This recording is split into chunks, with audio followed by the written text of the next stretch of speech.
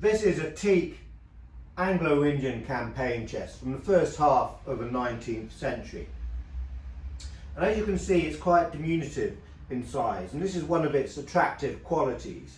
It's quite easy to fit it into most homes. You don't have to think too much about the size of it and whether you can fit it in.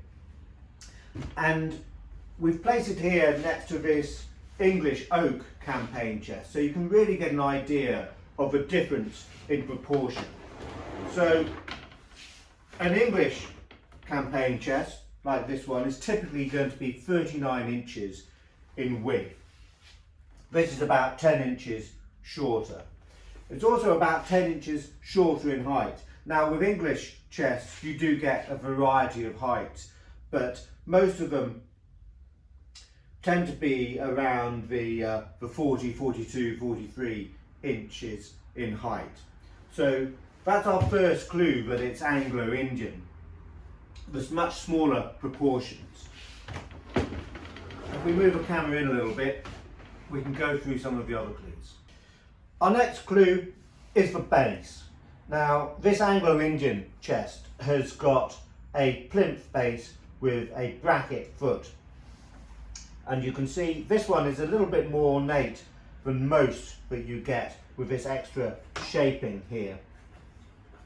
This here has actually been replaced here, but luckily there's one on the other side to copy it from. And then we look on the side as well, you can see that that's also shaped as well with that bracket foot. Some Anglo-Indian campaign chests of this size and this date will have a removable plinth base with the bottom half of the chest just sitting on it. Most of them are fixed like this one with that great bracket foot. This English chest over here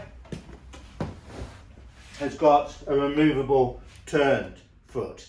Now on some earlier English chests you might find a bracket foot. We've certainly had them in the past, but typically they're going to be turned feet, and certainly when you get on in the century towards the middle of the 19th century, you're going to have a turned foot and a removable foot. Next, skeletal campaign handles. You nearly always see skeletal campaign handles on Anglo-Indian chests of the first half of the 19th century. English ones, certainly you'll also find them, but as the century progresses you're more likely to find them with the back plate like this. The carrying handles to the sides. Now this is a hand-wrought iron handle. It's got a great shaped back plate to it. That's fairly typically Anglo-Indian. You will see some with a square or rectangular back plate, but typically these tend to be again a little bit later. And again you will see some English chests with an iron carrying handle to the side with a rectangular back plate. These tend also to be earlier, or perhaps they were made for shipboard use. Once they discovered that it was quite practical to put campaign chests into packing cases for travel, which would then also become a secondary piece of furniture, you don't see iron carrying handles on the side. Our next clue is the quality of the brass strap work. And let's just move in a little bit closer here. Now this has been cut out of sheet brass, shaped and then fixed. With an English chest it's going to be cast brass. You will find some better quality Anglo-Indian campaign chests of the first half of the 19th century that do have cast brass metal fittings, but they tend to be the really standout ones. Most of them tend to have sheet brass which has been cut and then fixed. Some Anglo-Indian campaign chests also have this nice little detail of the reeded moulding going around the drawers, again fairly typical.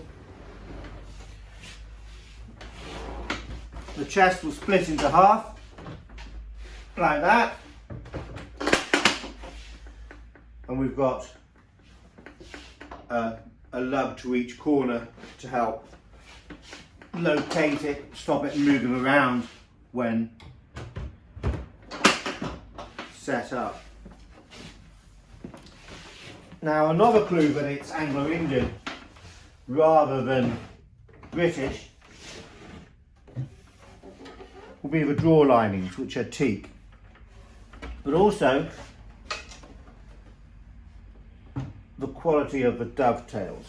Now, we've got a drawer here by Ross as well, so let's bring the two of them in, and you can just look at the two sets of dovetails there. The British here, made by Ross & Co, very sharp and very strong in their make. The Anglo Indian one here in teak, the dovetailing not quite as strong, so that's a good clue as well.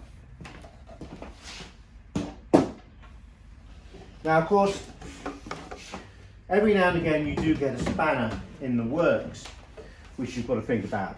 Now, I said that this has got teak drawer linings, but if you're ready to look at the top half, the top drawer of this chest, you'll see that it's got pine drawer linings.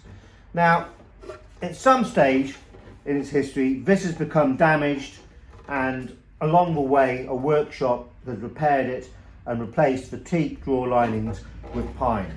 So have a good look at all of them, and then you can get a better idea of what's gone on and work it out. So those are a few pointers to help you distinguish between an early to mid 19th century Anglo Indian campaign chest and a British campaign chest. Now, these smaller ones don't come on the market that often anymore. You do see some of them in maybe 20 years of dealing in campaign furniture. We've probably had maybe 5, 6. Some of them we've been lucky enough to have a soldier's details painted on the back, which of course helps you date it. That's always a nice bonus. Most of the time not. Sometimes you'll get the top drawer as a full secretaire drawer, so the front of the drawer will drop down and then you've got a fitted interior for you to work at.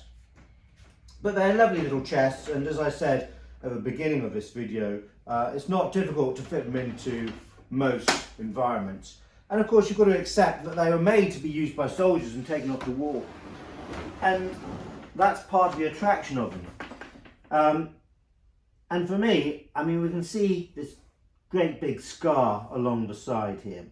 Now, that might put some people off. To me, that's a wonderful little bit of its history. There's also been a patch here. Obviously some damage has happened.